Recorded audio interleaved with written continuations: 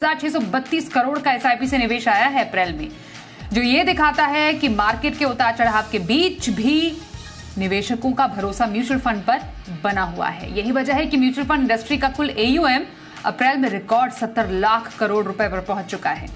आज बताएंगे क्या रहे वॉलेटिलिटी में निवेश स्ट्रैटेजी और देश में बढ़ते तनाव के बीच म्यूचुअल फंड निवेशक क्या करें। इसी पर बातचीत करने के लिए हमारे साथ दो खास एक्सपर्ट्स हैं, मनी फ्रंट के सीईओ मोहित गांग और फिनफिक्स की फाउंडर प्रबलीन बाजपेयी। मोहित और प्रबलीन, आप दोनों का स्वागत करते हैं मनी गुरु में। आज जो आंकड़े सामने आए हैं इस बार म्यूचुअल फंड के, वो वाकई हम कह सकते हैं काफी इंकरेज करने वाले आंकड़े हैं। थोड़ा डिप होता हुआ हमने एसआईपी इन्वेस्टमेंट देखा था। शुरुआती कुछ महीनों में लग रहा था कि शायद ये मार्केट वॉलेटिलिटी निवेशकों के जज्बे पर थोड़ा हावी पड़ गई है, लेकिन जो कमबैक अप्रैल में किया गया प्रबलीन, 26,600 करोड़ के पार जो ये एसआईपी आंकड़े गए हैं, क्या समझे? जो ये वॉलेटिलिटी इतने महीनों की हमने देखी है, इन्वेस्टर समझ गया है कि भलाई एसआईपी करने में ही है। नमस्कार स्वाति, एब्सोल्युटली आई थिंक ये इतना हार्टनिंग है देख के कि जो निवेशक हैं जो म्यूचुअल फंड्स में अपना पैसा डाल रहे हैं पूरे भरोसे के साथ अपनी लॉन्ग टर्म फाइनेंशियल प्लानिंग के लिए, मेरे ख्याल से वो जो डिप्स है मार्केट में, जो मार्केट की वोलेटिलिटी है और जो रुपी कॉस्ट एवरेजिंग का जो मैकेनिज्म है जो एसआईपीज में काम करता है, मेरे ख्याल से उसको समझ चुके हैं एंड इसलिए लगातार हमने इनफ्लोस आते देखा है। एंड इस बार अप्रैल में नए फाइनेंशियल ईयर की शुरुआत में हमने 26,632 के इनफ्लोस देखे। और यही अगर हम बिल्कुल लास्ट ईयर अप्रैल से कंपेयर करें स्वाति, जब अप्रैल 2024 में, तब ये इनफ्लो 20,300 के करीब था। सो 1 ईयर में एक बहुत ही बड़ा जंप है। एंड लास्ट मंथ के कंपैरिजन में भी जब ये इनफ्लोज 25,900 के करीब थे, उससे भी ये डेफिनेटली हाई इंक्रीज है। तो अपने आप में एक रिकॉर्ड बना है एसआईपी इनफ्लोज के द्वारा। And I think this is very heartening because लगातार मेरे ख्याल से नए इन्वेस्टर्स जुड़ रहे हैं अपनी फाइनेंशियल जर्नी की शुरुआत करते हुए। इंडिया अगर हम एक एसेट एलोकेशन के पॉइंट ऑफ व्यू से देखें एक हाउस होल्ड में, तो अभी भी जो इक्विटी का कंपोनेंट है इंडियन हाउस होल्ड में स्वाति, वो काफी हद तक मिसिंग है। और उसकी शुरुआत हो चुकी है जहां थोड़ा थोड़ा लोगों ने निवेश करना शुरू किया है। पर हम लगातार देख रहे हैं आपके जैसे प्रोग्राम के थ्रू और इस तरीके के दूसरे प्रोग्राम्स के थ्रू, जैसे अवेयरनेस बढ़ रही है, मेरे ख्याल से ज्यादा लोग आके इन्वेस्ट कर रहे हैं। एंड डेफिनेटली इसमें मेरे ख्याल से एक मैच्योरिटी ऑफ इन्वेस्टर्स हमें सामने उभर के आ रहा है। डेफिनेटली जो न्यू एंट्रेंट्स हैं उसमें उनका भी योगदान है। तो डेफिनेटली बहुत स्ट्रॉन्ग फिगर्स एंड बहुत अच्छी शुरुआत है नए फाइनेंशियल ईयर की। फाइनेंशियल ईयर की शुरुआत दमदार तरीके से हुई है। रिकॉर्ड एसआईपी इनफ्लो देखने को मिला है 26,632 करोड़ का। और मोहित, इसमें काफी ज्यादा गौर करने वाली बात यह भी है कि जो एक मैटर ऑफ कंसर्न रहा है पिछले एक आध महीने से, वो ये कि एसआईपी डिसकंटिन्यूएशन जो रेशो है, एसआईपी स्टॉपेज रेशो, उसमें बढ़ोतरी हमने देखी। 100% से भी ज्यादा बढ़त हमने देखी। अब थोड़ा कम हुआ है, जहां अप्रैल में अराउंड 1,36,00,000 एसआईपी पोर्टफोलियो बंद या फिर मैच्योर हुए, उसके आगे 40 लाख नए एसआईपी अकाउंट भी खोले गए। एम्फी का ये भी मानना है कि ये जो पूरा रेशो है मई महीने के बाद से थोड़ा और कम होगा, रेशो कम होगा। तो एम्फी ने ये स्टडी कर लिया है कि मे बी जो वो एक सिचुएशन था, द वर्स्ट इज ओवर, आगे अब इस मोर्चे पर भी अच्छी खबर ही आएगी। जी, तो स्वाति देखिए, ये जो एक रेशो है ये थोड़ा सा वरीसम ट्रेंड रहा है फॉर लास्ट 4-5 मंथ्स। मैं बोलूंगा कि इनफैक्ट पिछले साल नवंबर दिसंबर से ही ये जो रेशो था नेट एसआईपी का, वो काफी हद तक गड़बड़ाने लग गया था। तो आई थिंक नवंबर दिसंबर के आसपास कुछ 84% पर था और 2025 की शुरुआत से ही ये रेशो 100 के ऊपर चला गया, जिसका मतलब है कि डिसकंटिन्यूएशन और क्लोजर ज्यादा हो रहे थे और नए रजिस्ट्रेशंस कम हो रहे थे। और फिलहाल भी वो रेशो 100 के ऊपर चल रहा है। तो मेरे लिहाज से आई थिंक जब तक वो रेशो 100 के नीचे, इनफैक्ट 80% के नीचे नहीं आ जाता स्वाति, तब तक ये कहना बहुत मुश्किल है कि एक तरह से हम स्टेबलाइज हो चुके हैं। बट हार्टनिंग बात यह है, जो कि आपने भी कहा, प्रबलीन ने भी कहा, कि नए वित्तीय वर्ष की शुरुआत जो हुई है वो बहुत अच्छे एसआईपी नंबर से हुई है। ये all time high record number है। और अगर आप देखें कि 2023 में एसआईपी की जो रकम थी वो सिर्फ अप्रैल 2023 की बात कर रहा हूँ, 13,700 करोड़ थी और अभी वही रकम 26,600 करोड़ पे आ गई। तो ऑलमोस्ट दुगनी हो गई है 2 साल में। तो अगर हम साल दर साल इसको देखें तो एक बहुत ही ज्यादा बड़ा नंबर है। और सबसे बड़ा कारण है कि भारतीय मार्केट आज भी उतना करेक्ट नहीं हुआ है, चाहे कितनी भी ग्लोबल अनसर्टेनिटी रही हो, चाहे भारत पाकिस्तान को लेकर जो चल रहा हो, चाहे ट्रंप की ट्रेड पॉलिसीज को लेकर कुछ भी चल रहा हो, पर भारतीय मार्केट जो खड़े हैं वो इस एसआईपी फ्लो की वजह से खड़े हैं और डीआईआई के पार्टिसिपेशन की वजह से खड़े हैं। तो आई थिंक बहुत ही एनकरेजिंग ट्रेंड है, बहुत ही अच्छा नंबर है, एंड उम्मीद कर सकते हैं कि आगे भी ये कायम रहे। और एक तरह से ये भारतीय इन्वेस्टर की परिपक्वता को दर्शाता है। तो ये शो करता है कि किस तरह से इन्वेस्टर्स पूरी तरह से मार्केट के फॉल को लेकर इतने चिंतित नहीं है, इतने डरते नहीं है और रह रहकर रिडीम नहीं करते हैं। So I think this is maturity of Indian investors and we should celebrate this. बिल्कुल। और एक चर्चा करना जरूरी है कि विद इन इक्विटी कहां पर कैसा इन्वेस्टमेंट आया है। हमने देखा पूरा जो इक्विटी फंड में है इन्वेस्टमेंट का जो ट्रेंड है वो बरकरार रहा है। इक्विटी फंड्स एयूएम लगभग 7.5% बढ़ा, 30.5 लाख करोड़ पर दर्ज किया गया है। अभी अप्रैल में देखें तो equity fund net inflow 24,270 crore के आसपास हमने देखा प्रबलीन आते हुए। Small cap, mid cap, flexi cap, ये कुछ ऐसे कैटेगरीज रहे हैं जिसमें अप्रैल में लोगों ने जमकर इन्वेस्ट किया है। इक्विटी में देखें फ्लेक्सी कैप एक फेवरेट कैटेगरी बनकर उभरी है पिछले काफी महीनों से इन्वेस्टर्स की। क्या रीजन आपको लग रहा है? एक फ्लेक्सिबल ऑप्शन है इन्वेस्टर्स के पास भी और एक फंड मैनेजर के पास भी कि वो लार्ज, मिड और स्मॉल कैप में जरूरत के हिसाब से अपना एलोकेशन घटा या बढ़ा सकते हैं। यही रीजन है कि वॉलेटाइल मार्केट में लोगों ने पसंद किया फ्लेक्सी कैप को। जी स्वाति, मेरे ख्याल से आपने बिल्कुल ठीक पॉइंट आउट किया। जो फ्लेक्सी कैप फंड्स है, अगर हम अभी जनवरी से भी देखें तो लगातार 5,500 के करीब के बीच के फ्लोज बने रहे हैं। जनवरी में, फरवरी में हल्की सी गिरावट थी, 5,100 पे आया, उसके बाद फिर से 5,600 और इस बार हमने फिर देखा 5,500 के हजार के इनफ्लोज आए हैं। तो मेरे ख्याल से फ्लेक्सी कैप फंड्स डेफिनेटली एक फेवरेट की तरह उभर के आ रहे हैं एंड कंसिस्टेंसी इनफ्लोज हमें देखने को मिल रही है। एंड आई थिंक जो इसका प्राइमरी रीजन जो आपने पॉइंट आउट किया है वो बिल्कुल सही है कि फ्लेक्सी कैप फंड्स एक ऐसी कैटेगरी है जहां पे कोई बहुत ज्यादा रिस्ट्रिक्शन नहीं है। वहां पे हम टोटली फंड मैनेजर के ऊपर छोड़ सकते हैं कि उनको अपना जो पैसा है इक्विटी में, लार्ज कैप में लगाना है, मिड कैप में लगाना है या स्मॉल कैप में लगाना है।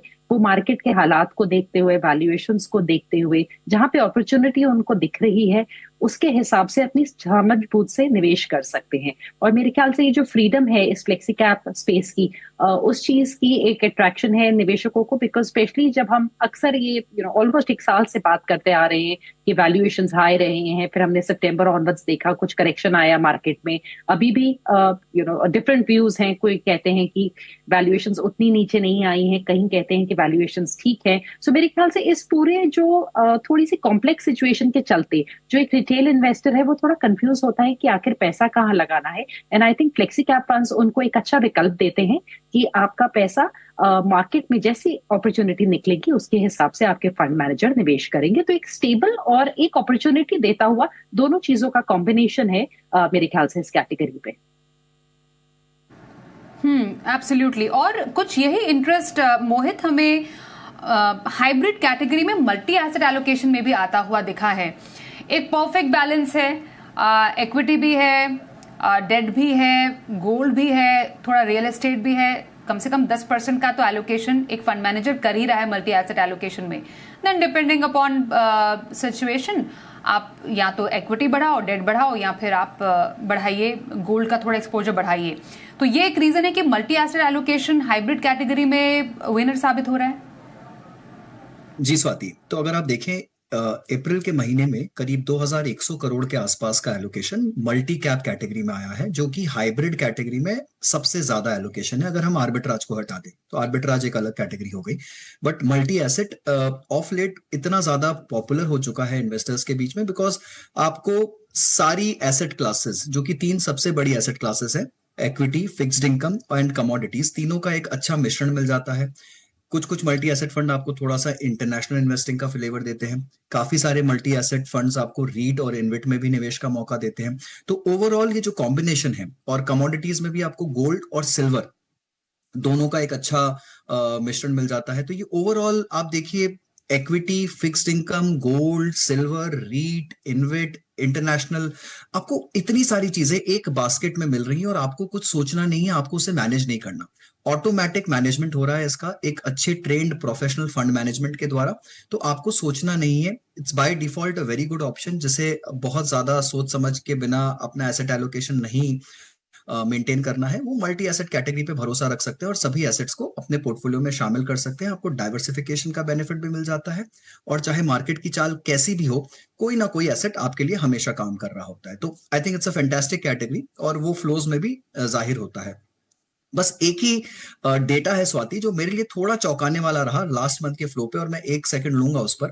वो है गोल्ड ईटीएफ्स का नंबर। अगर आप देखेंगे तो गोल्ड ईटीएफ्स में लास्ट मंथ आउटफ्लो हुआ है -5 करोड़ के आसपास का ही, कुछ बहुत छोटा सा नंबर है, बट मैं हैरान हूं ये देखकर कि गोल्ड ईटीएफ्स में लोगों ने या तो प्रॉफिट बुकिंग की है या आउटफ्लो हुआ है, which is a very shocking number for me.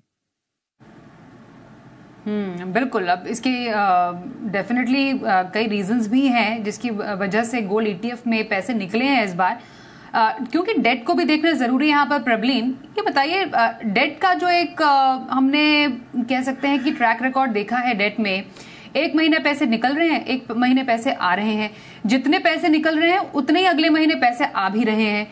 मार्च में हमने देखा 1,33,000 करोड़ का इन्वेस्टमेंट निकला, तो अप्रैल में 1,18,000 करोड़ से कुछ ऊपर इन्वेस्टमेंट आया भी।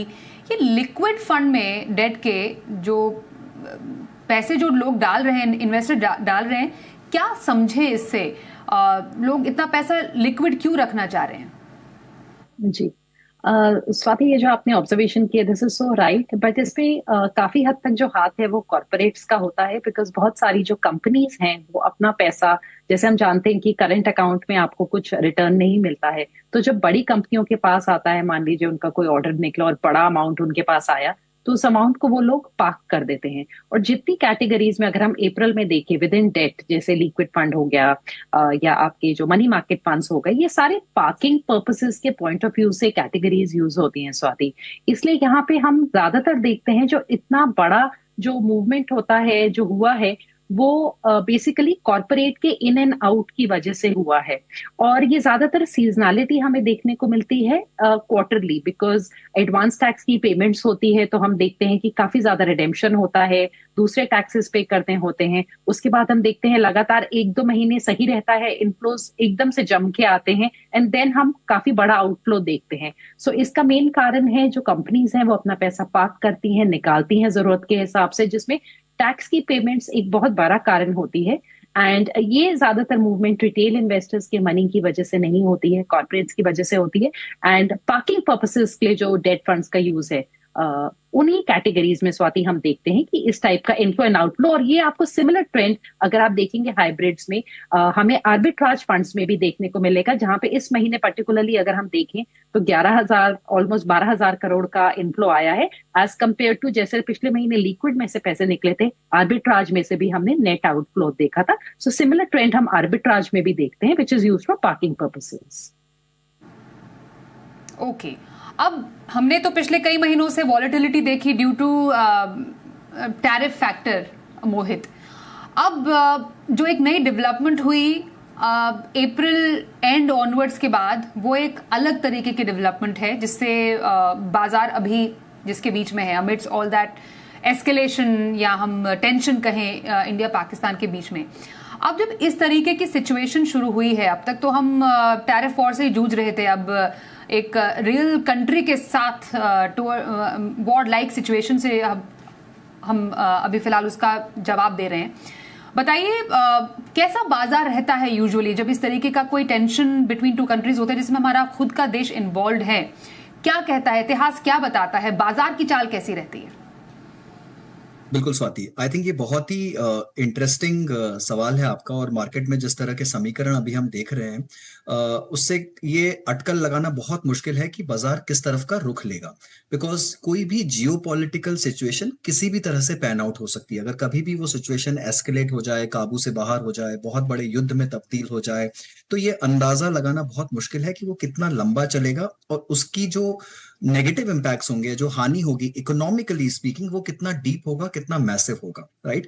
ये एक डिफाइंड फैक्ट है कि जब भी युद्ध होगा या कुछ भी इस तरह की देखने को मिलेगा, इस तरह का माहौल, तो कुछ ना कुछ इकोनॉमिक इम्पैक्ट आएगा ही आएगा उसका, जो कि नेगेटिव होगा। अब भारत इतनी बड़ी अर्थव्यवस्था है कि वो इस तरह के शॉक्स को थोड़ा सा एब्जॉर्ब कर सकती है, अगर वो बहुत बड़ा शॉक ना हो।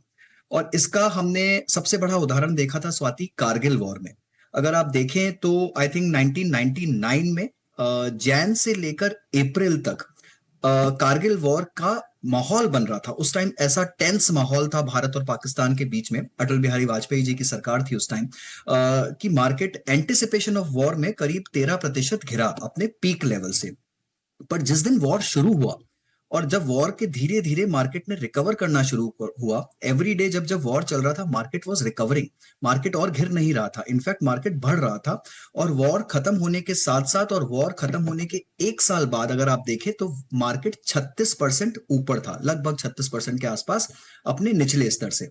और ऐसा ही उदाहरण आपको जगह जगह देखने को मिलेंगे, चाहे वो बालाकोट का स्ट्राइक हो, चाहे वो सर्जिकल स्ट्राइक्स हो उरी के बाद के, कभी भी आप देख लीजिए। हालांकि वो पूरे वॉर लाइक सिचुएशंस नहीं थे, बट जब भी टेंस माहौल रहा है तो मार्केट ने थोड़ा सा नेगेटिव रिएक्ट किया सिचुएशन के जस्ट पहले न्यूज पे, क्योंकि मार्केट को उस टाइम अंदाजा नहीं था कि कितना गहरा हो सकता है। जब मार्केट को एक अंदाजा लग जाता है कि सिचुएशन इतनी गहरी है, इतना इंपैक्ट आएगा और एक असेसमेंट मिल जाता है, तो मार्केट स्टार्ट्स रिकवरिंग। और वैसा ही शायद मुझे लगता है कि इस बार भी हो सकता है, जब मार्केट को एक छोटा सा अंदाजा लग जाएगा कि इस सिचुएशन का अंत कहां पर है या कितना गहरा है, तब मेरे को लगता है कि मार्केट वापस से अपना रुख बदलना शुरू करेंगे। और वो दिन कब होगा, कैसा होगा स्वाति, इसका आकलन लगाना बहुत मुश्किल है।